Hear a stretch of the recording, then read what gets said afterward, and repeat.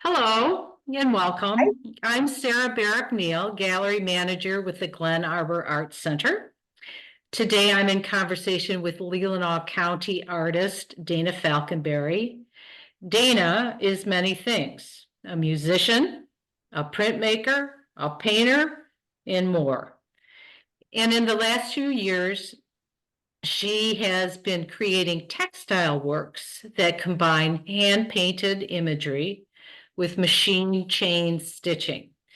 The stitchery is done with an industrial machine, something that it would be more common to find in the commercial fashion industry for creating densely stitched surfaces and imagery. More commonly found there than in the artist's studio.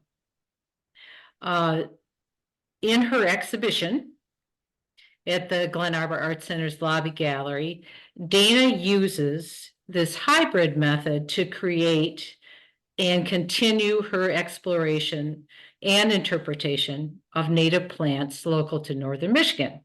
So, hello, Dana. Hello. Let's talk a little bit about this hybrid method, this hybrid thing you've been working on with painted canvas and stitchery. Talk about how that works. Well, I start with painting the canvas. Mhm. I usually use um I use acrylic, Mhm. sometimes gouache.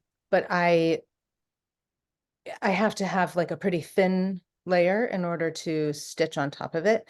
So I'm kind of mindful about where I'm placing the paint and the thickness of it. But I like using thin kind of washes anyway. I really like the way the paint bleeds, kind of like watercolor. Um, and then I usually finish the painting pretty much, and usually the paint part of it ends up being the sky and the water, where sometimes it's more abstract than that. Um, and then I put the whole thing under my machine and stitch plant life on top of it. Let me bring up an image. So I'm going to move us over here. And this is something you've done recently, Midnight at Crystal Lake. So the painting on an unprimed canvas, you talk about the paint bleeding into the canvas surface. Well, well, I've actually recently started using pre-primed canvas, except Mhm. I use the back of it. So um the priming helps. I've discovered that if I don't use pre-primed canvas after I paint it, it shrinks a lot. Mhm. Then I'm messed up with my margins of where I've decided I can stitch or not. So because the whole thing has to be finished before Mhm. I can stretch it Mhm. over. And so I have trouble when it shrinks like that. So I've been using pre-primed canvas, but I use the back of it so that I can still get that watery effect of the paint, Mhm. but the canvas itself doesn't shrink. And then up here in the foreground is your stitching. Yes. And So go go ahead. ahead. Oh, I was just going to say that I usually have like a map of where I'm going to put that stitching so that I make sure not to make the paint too thick in those areas. What is it about what went through your head? What was the inspiration for combining stitchery with painted surface?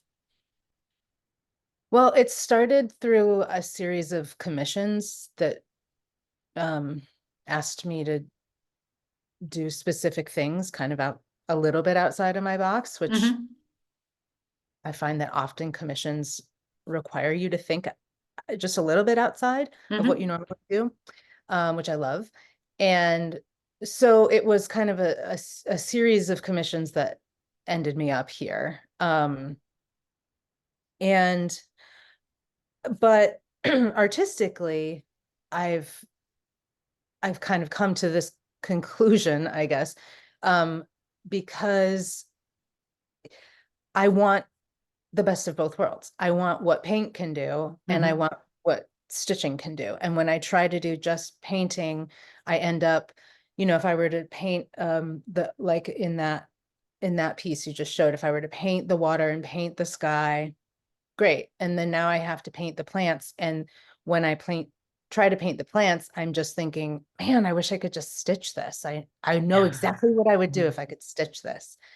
And then conversely, if I were just stitching, the washes that I can get with the paint are so I really do love creating fades of colors with stitching, but not in this big blocky way. It feels so heavy to me, and I Right.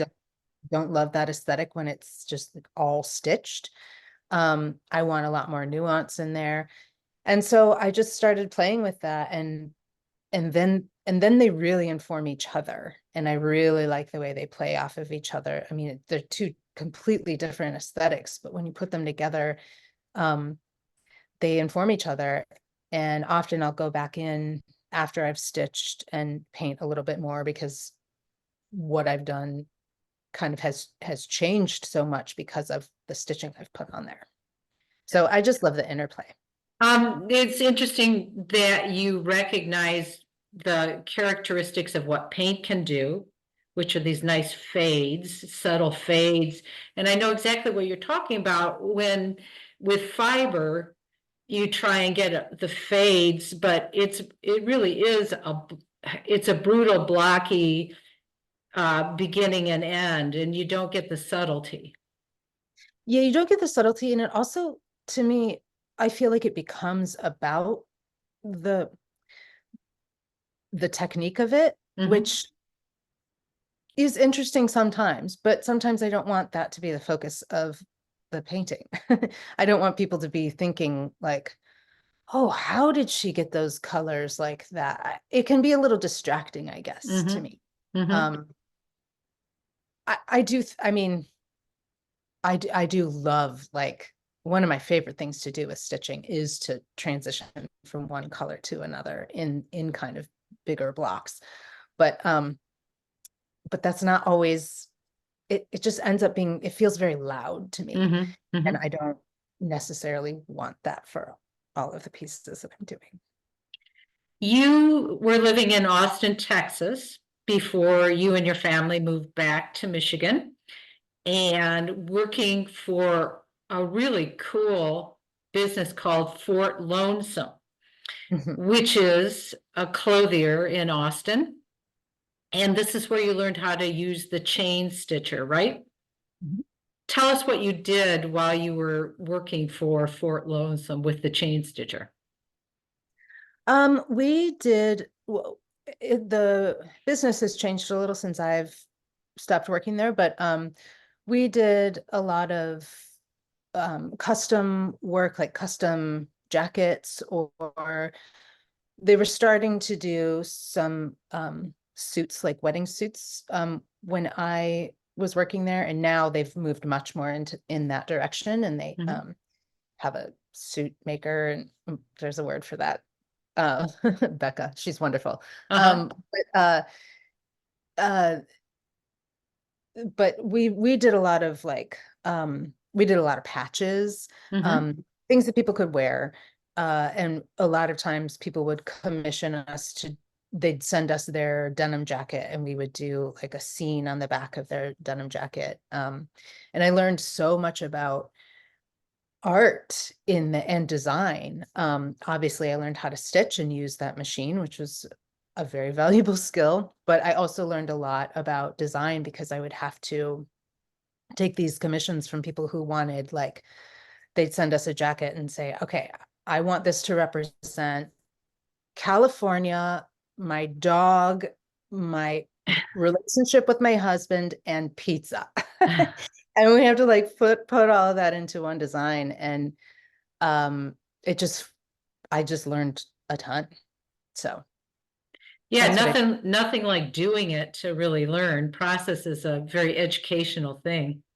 yeah, and working with clients is such a specific thing to do. And it's a really great way to learn how to use your, how to, it's a really great way to get good at what you're doing because you have to do pizza sometimes. Just a second ago, I talked about the chain stitching machine being an industrial tool, more often found in commercial work than in the studio of a fine artist. So, talk a little bit about how you've gone outside the box of these are official art tools to use. You've you're playing in fields that of the hardware store and the industrial warehouse. Yeah, well, first of all, that's not been intentional. I've always come at it, I think, through those avenues instead of Mhm. coming at it from, like, I didn't go to art school. There's a lot of these unwritten art rules that I'm not familiar with, and I have only gotten familiar with by doing something differently, and then I realized that it's different. But Mhm. I was never setting out to do that. That being said, I think a lot of those rules are kind of ridiculous, and I'm happy to break them. So when I was working at Fort Lonesome, we did do a little bit of art work where we had a one or two art shows where we were able to just do whatever we wanted. Um, and that kind of really opened my mind up to, um, well, this is what I want to do. Mhm. I mean, I I really enjoyed doing the custom work and everything, but the fashion world is not my world. And not that the art, capital A, art world is my world either, but doing like wall hangings was much more, it felt much more in line with what I want to put out there into the world and the way that I can communicate. And so I and then after I worked at Fort Lonesome, I took a long break from chain stitching. It can be pretty physically grueling, and I needed time physically away from it, but I also needed creative time away from it. I was creating for Fort Lonesome, so everything I made had to fit under the Fort Lonesome aesthetic, and it takes a while to figure out what you do in that medium when you're not under that umbrella anymore. Mhm. And, so when I started painting, and it really was that process of like, man, if I could just stitch this wildflower, I would know. I mean, I would have that thought in my head, and I'd be Mhm. trying to paint it and be like, man, if I know exactly what color I would use, and I know how I Mhm. would layer it. And then eventually I was just like, well, then why don't you just stitch it? And so I, that was how I ended up in this realm. It wasn't intentionally like, I'm going to bring stitching to the art world. But I'm happy if that's a byproduct of it. Let's talk a little bit about plants, which recur and recur and recur in your work throughout time. Um, why do you want to pay homage to native plants in your art?